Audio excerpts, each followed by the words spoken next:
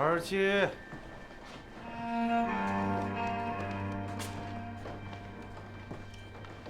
28。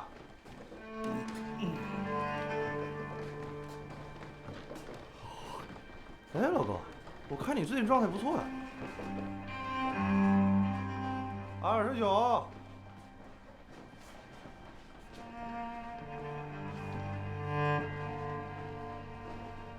30。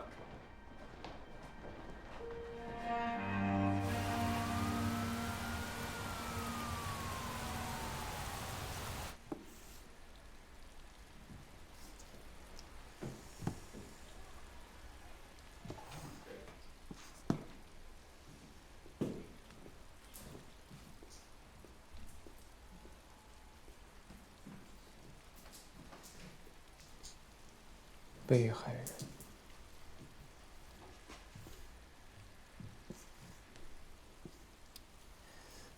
江婷和梅桢，梅桢和李牧风，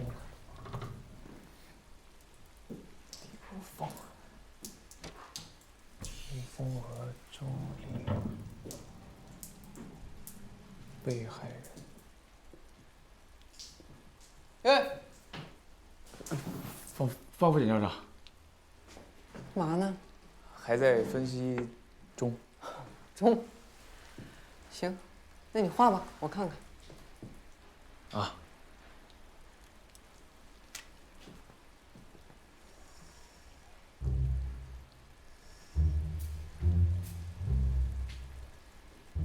你这有点画不下去了吧？对案情不了解，不就越画越乱了吗？现在是有点乱，但我觉得这3个案子之间有相互联系，我想把它们梳理清楚，这样我就能知道段主任是谋杀还是正当防卫。哦。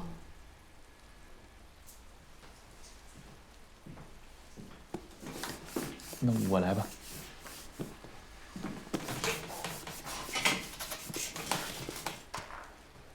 14年前，李牧风为了梅桢杀了周林。14年后，江婷杀了她的丈夫张元。段鸿山杀的周德龙是周林的父亲。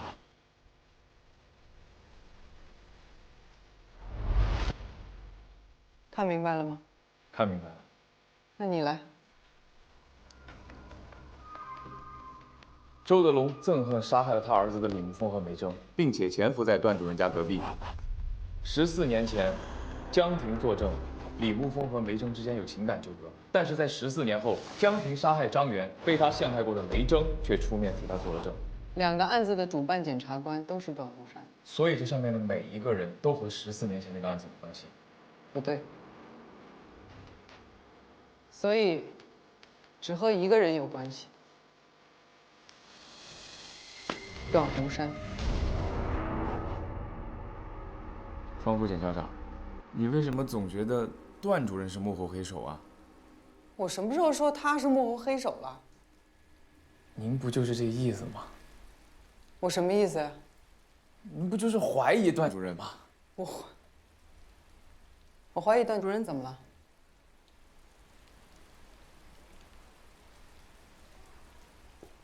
我就是想查清真相，不行吗？那接下来，你准备怎么查清真相？有点饿呀，吃口东西吧。哎，你还没告诉我呢，方副检察长。3案并查。3案并查。方副检察长。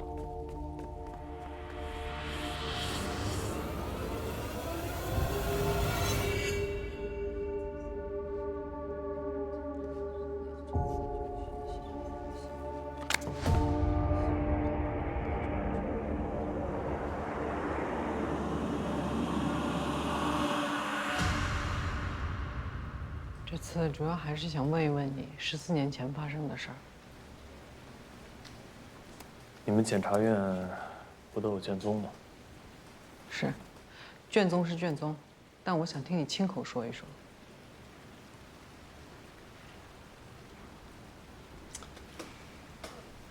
我也没想到，就这么多年过去了，还要再说一遍这个事儿。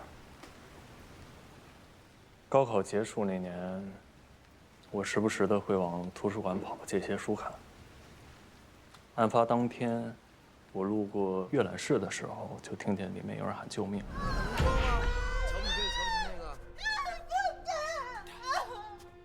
我进去一看，就发现周林正在侵犯梅正。我当时脑袋一热，就冲过去把周林推开了，拽着梅正就往出跑。但周林手里面有根棍子，他追上我，照着我的后脑就给了我一下。松开，走啊！松开！有人吗？有人吗？但说实话，当时挺害怕的。我肯定是打不过周林。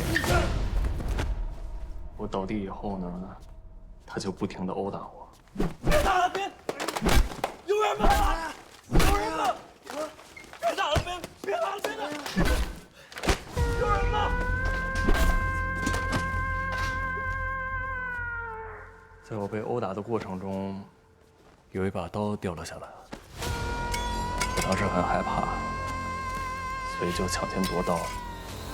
这个过程中，我没有办法，就进行了反击。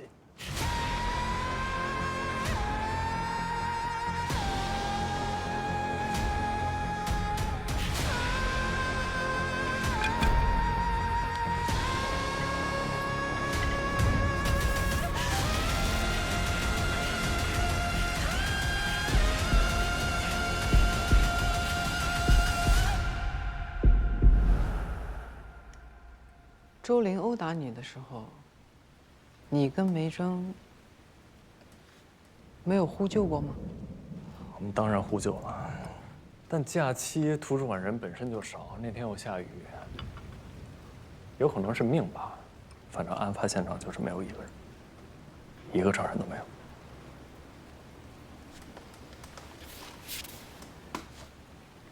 那在这之前，你认识梅珍吗？我们是一个学校的，他比我大一届，但从来没说过话，可能彼此有点印象吧。你会豁出命去救梅珍，是因为喜欢她吗？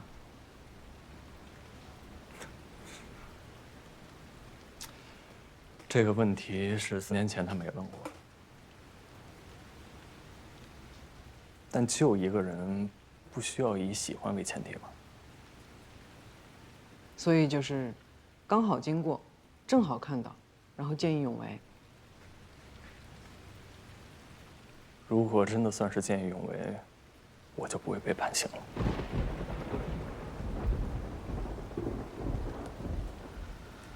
那段鸿山当时起诉你防卫过当，然后判了4年，你一点都没有怪过他。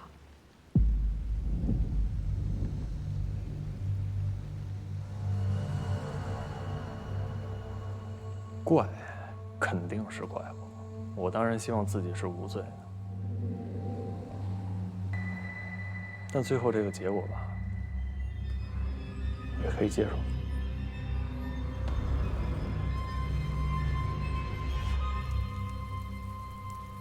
李沐风替段鸿山作证，江婷、梅珍替江婷作证。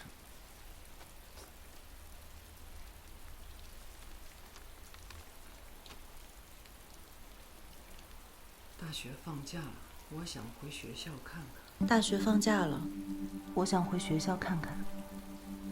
还在图书馆里借了书。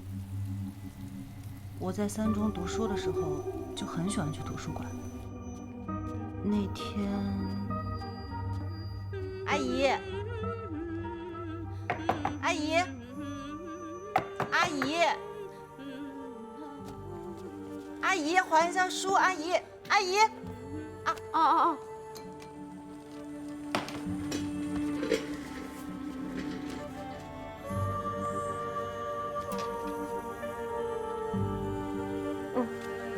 谢谢。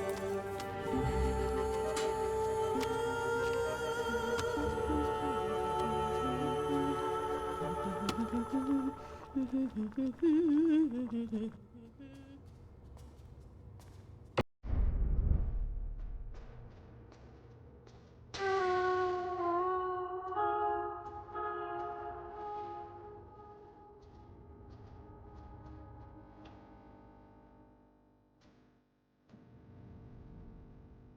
个书架下面是带轮子的，摇一摇把手，书架就能移动。我感觉书架朝我这边挤了过来，我回头一看，我当时吓坏了。我回头一看，周琳拿着木棍，表情特别恐怖。他又高又壮的挡在书架中间，我根本就逃不开。你挺能装的，平时瞧不起那个，看看你怎么装的，今天。我一直大喊着救命，他拿木棍威胁我，他马上就要亲我了。就在这个时候，李沐风来了，他来救我了。当时李沐风拉着我要往前面跑，可是周琳拿着木棍把李沐风给打倒了，不断的打他、踹他、辱骂他。我当时很害怕，我就在墙角蜷缩着。周琳力气太大了，她太狠了。可能是真的害怕被打死吧。在周琳再次攻击他之前，我看到有一把刀掉了下来，李沐风捡起刀朝他刺了过去。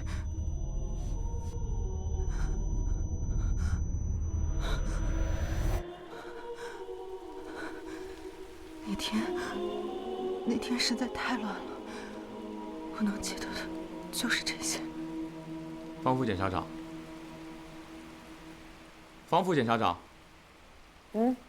我说两个人的证词没什么出入。表面上看是大差不差，但实际上还是有一些差异，一些细节的差异。又有什么差异？我问你们一个问题啊，如果很多年以前有一个人让你们入了狱，多年以后他出事儿了，你又正好可以证明他是无辜的，你们会怎么干？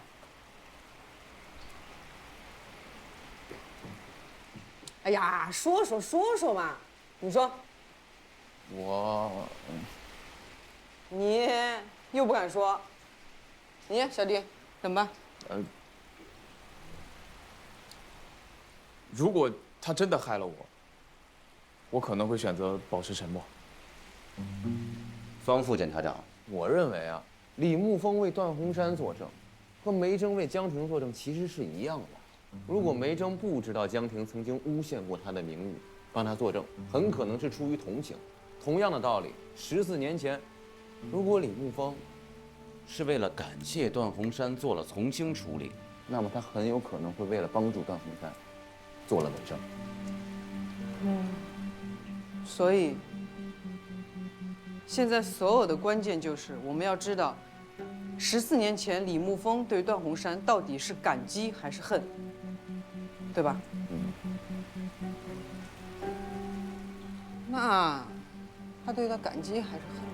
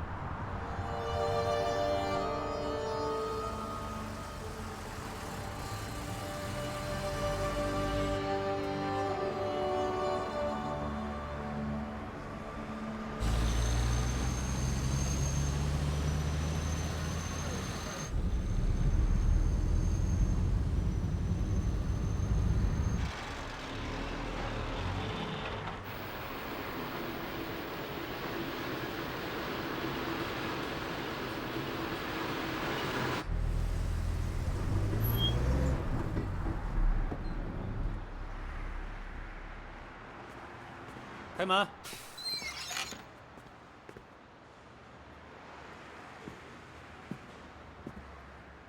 例行检查，大家配合一下，拿好身份证，都下车。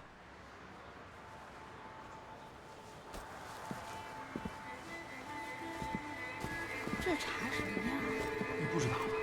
有个杀人犯杀了一家5口跑了。真假的？啊！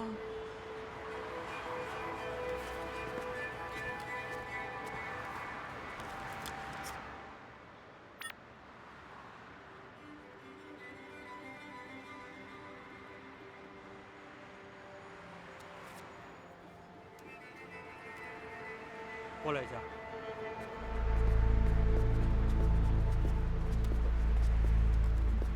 叫什么名字？李沐风，去哪儿啊？这次上城。干什么去？什么情况？家里人在上市，什么家人？我母亲在那。这怎么回事啊？谁呀、这是？我跟你们说，他是3中的，以前是跟我一个学校的，14年前杀过人。中间有没有下过车？没有下过，没下过车，是你一个人来的吗？对我一个人。好，行。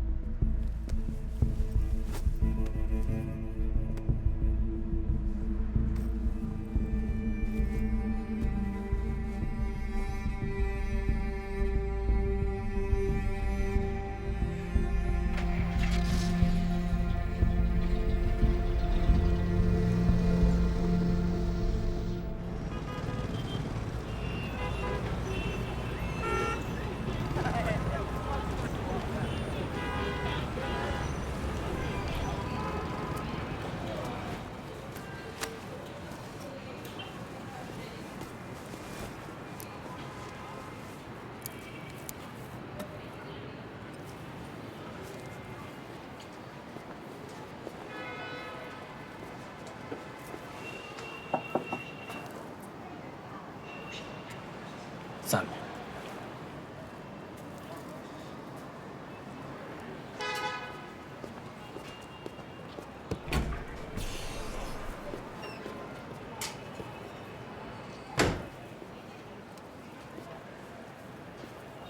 坐吧。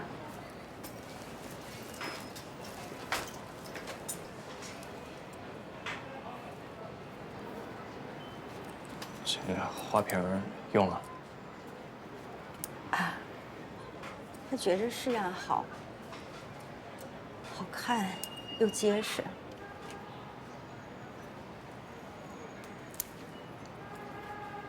头发没想着再聚一聚。老了，我就认。你怎么突然来了，也不打个电话？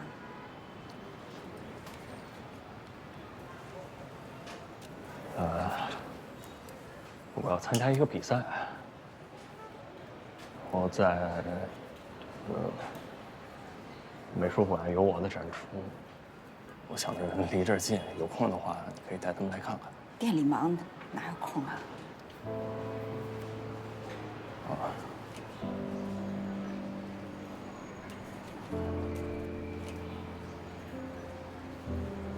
你放这儿吧，有空我一定去。好，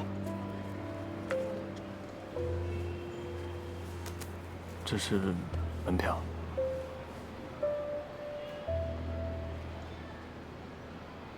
你参加这个比赛有奖金吗？有，要是赢了，还有机会出国参加比赛，这也算是我们行业内的一个认可。去吧，你能行，妈信你。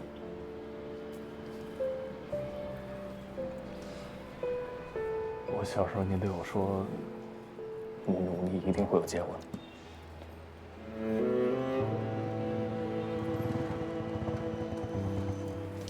他回来了，快走，快快快快快快快快！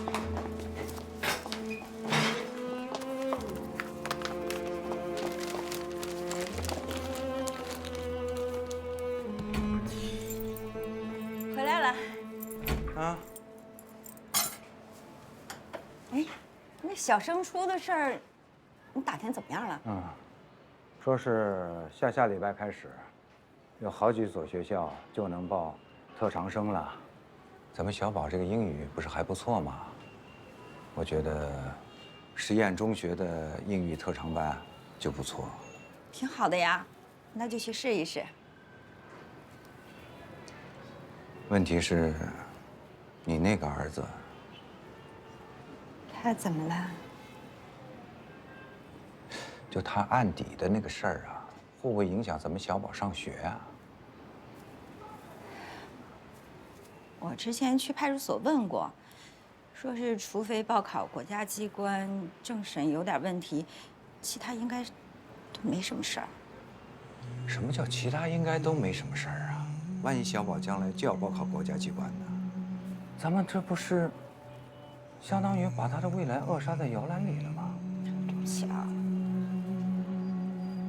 其实你当初啊就不应该骗我，不要瞒着你和你前夫那个儿子的事儿。如果当时我知道那事儿，我还敢要孩子吗？他的事影响不了我，但能影响我们孩子的前途，你懂不懂？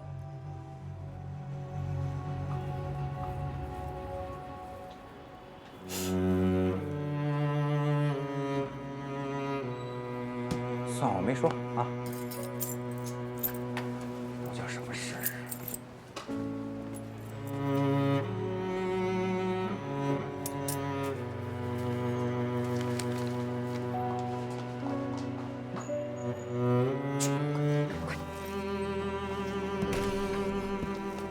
妈，对不起。你为什么对不起我？你只对不起你自己。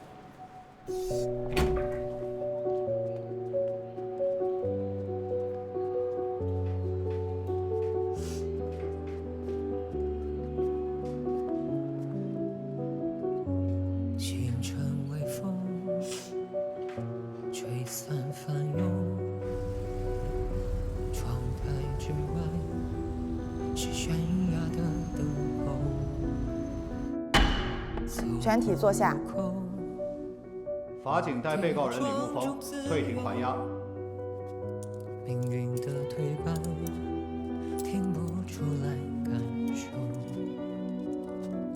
孤单徘徊，夜深沉默。吃的还习惯吗？辗转中相守，怎么瘦成这样？你想吃啥？下次妈给你带来。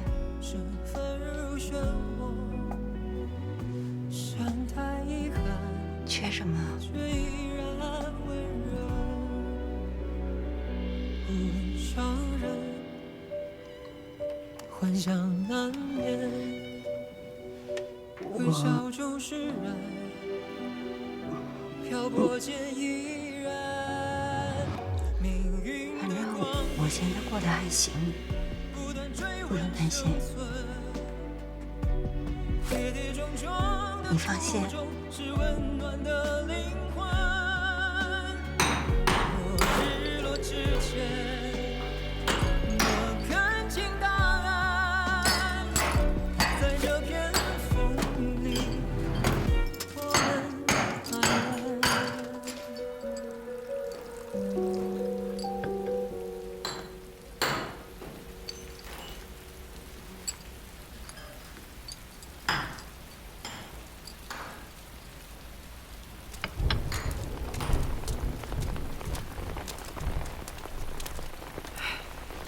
您好。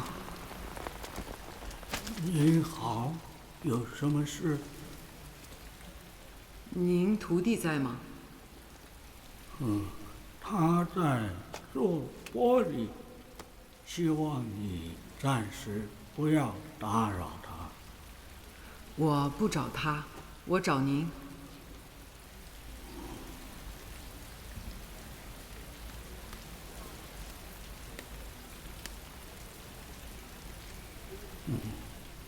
这个人，你见过吗？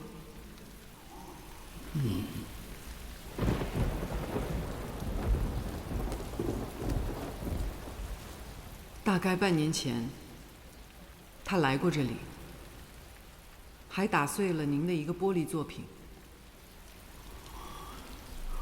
我的作品只有我能砸，别人不能。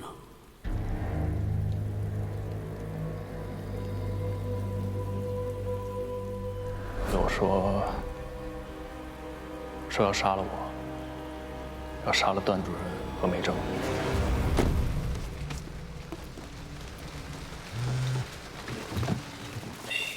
来，玉米。哎，谢谢。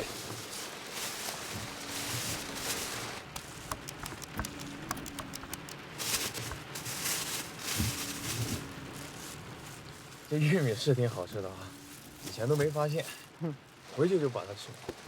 哎，对了，姐，我没发现你什么时候会的那2下子，刚刚哪2下子？手语。啊。以前有个受害者家属是个聋哑人，那我得跟人沟通啊，你不得学手语吗？沟通着就会了呗。你这属于那技多不压身。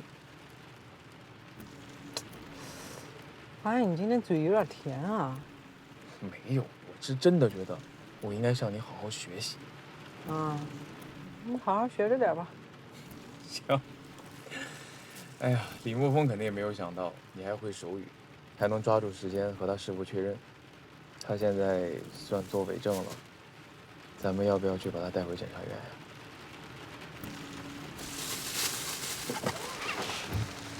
我想先问问段洪山。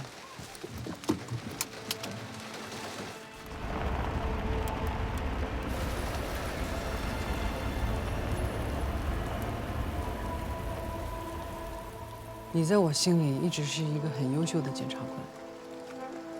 上学的时候，我们就听说过你的很多事迹，你说过的很多话，我到现在都记得。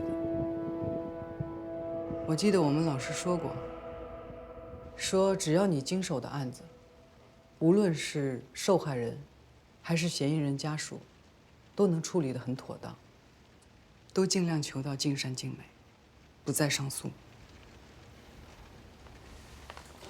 在这一点上，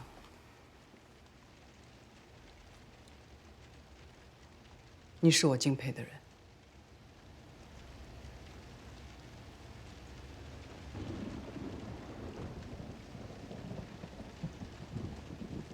这一招我之前也经常用。当犯罪嫌疑人觉得检察官是在为他着想，那这就是一个非常危险的信号。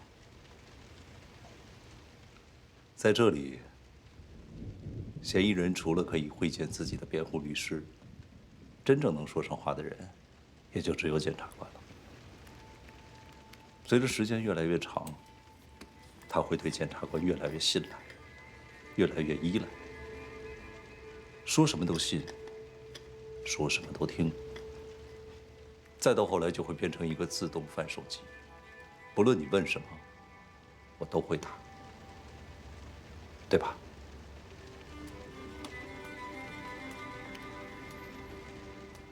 今天过来，是有了什么新的发现吗？14年前，你给李沐风定性为防卫过当，依据是什么？14年前的6月28日，李沐风为了保护梅铮而出手反击。当时周林持棍，李沐风持刀。周林的棍不足以让李沐风致命，但是李沐风持刀反击，这超出了防备的限度。和14年前的说法一样。因为我现在和14年前的判断一样。那李沐风呢？你觉得他恨你吗？我真的不是故意想伤害他的，我拿那把刀就是为了保护我自己。我是符合正当防卫的吧？周林拿的是棍子，而你拿的是刀，并且你用刀刺死了周林。我刚才已经说过很多遍了，那把刀不是我的，我也不知道那把刀是从哪儿来的。怎么证明刀不是你带进图书馆里的？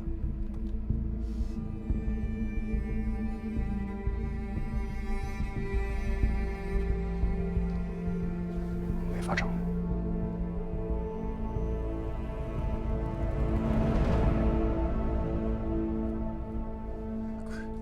可也没有办法证明那把刀就是我的吧？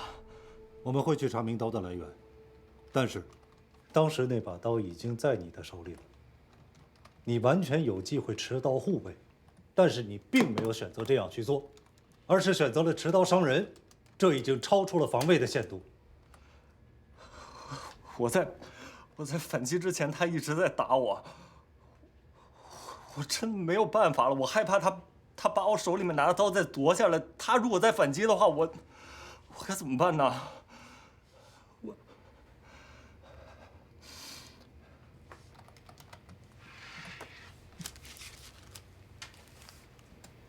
李沐风，高考第一志愿，你报的是政法大学的法学院。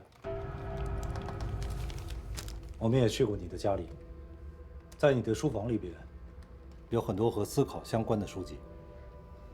是，我已经保送了政法大学，因为我自己也想成为一名检察官，就像你们一样，所以提前做一些功课吧。你很了解正当防卫这个法条，什么意思？你对法律法条的了解程度，远远高于一般的嫌疑人。我有理由怀疑，你是在利用这一点。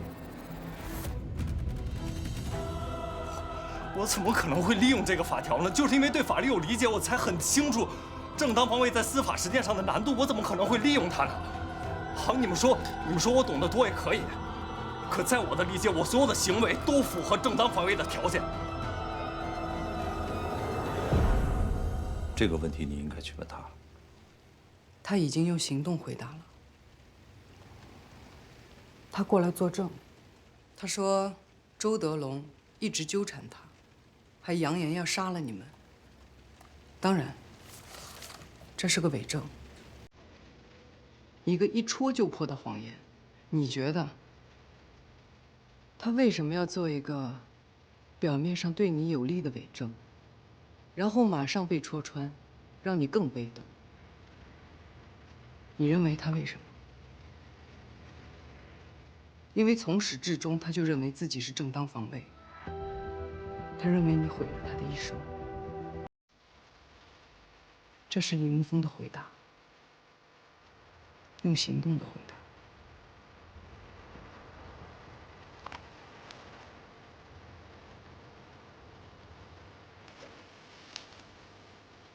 段主任，有一句话，我们俩应该都烂熟于心了，你应该记得。你办的不是案子，是别人的人生。我的人生现在在你手上。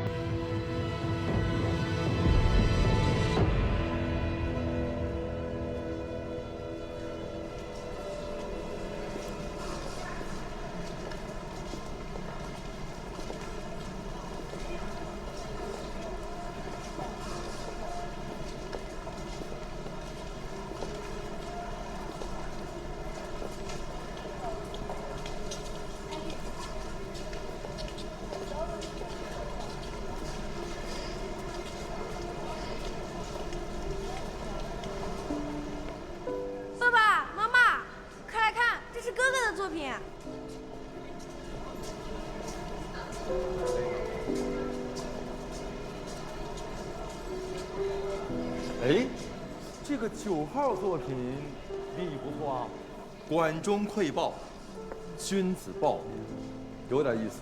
这是我见过今天最好的作品了，比例准确啊，而且还有雕塑的基础，而且这玻璃色彩也非常现代，在豹子身上还表达了农业社会的困境和自然野性的这种矛盾，可以说兼具了美感和深意。今天全场，这是我最喜欢的一件作品。非常好。可圈可点。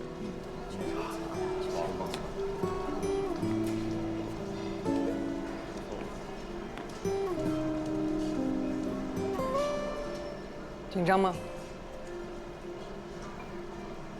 有一点吧。结果应该不错吧？不知道啊，结果还没出呢。结果已经写在评委脸上了。我也觉得你的作品挺好的。那你应该不是为说这个才来吧？跟我走一趟吧。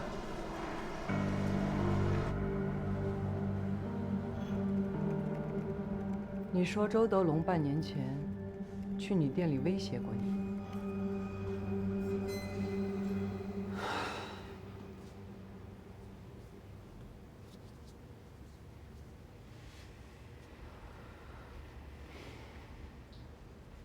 你知不知道，做虚假证明意图陷害他人是要被判刑的？你还想进去是吗？我也没想到你还会手语。你没想到的事情多了。但那条短信是真的，这也可以证明周德龙对我有啥意。既然你知道短信可以证明，为什么还要撒谎呢？我怕我不这么说，你们不会觉得我的生命受到威胁。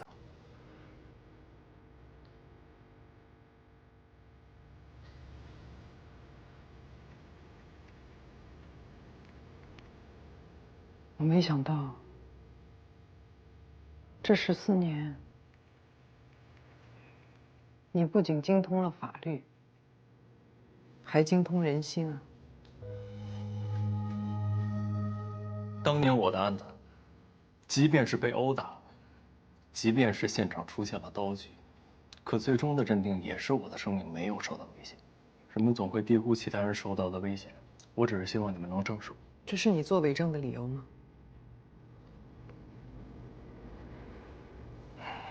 你们眼里只有正义，只有一个人是真心为我着想。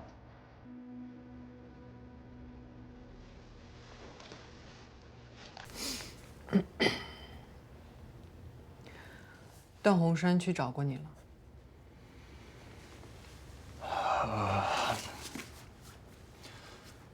我出狱以后找不到工作，我父母也不要我了，就连住的地方也都没有。是他悄悄地引荐了我现在的师傅，帮我找了份工作，在那个时候就只有他帮过我。所以你的意思是，你撒谎是为了帮段鸿山？也不能说是帮吧。周德龙既然想袭击我，同样也会想要袭击段主任。在他的眼里，我们都是敌人，不是吗？段鸿山还跟你说过什么？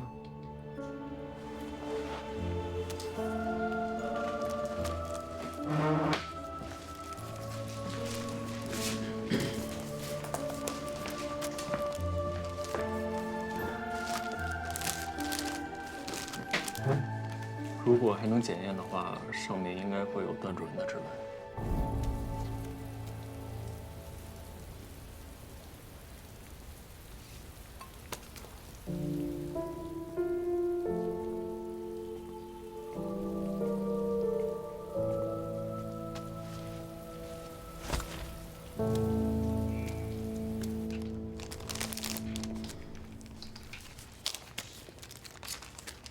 他去找你，就是为了鼓励你去参加这个比赛。他还说，14年前正当防卫是个沉睡的法条，法院不能判我无罪。可现在，他想重启正当防卫。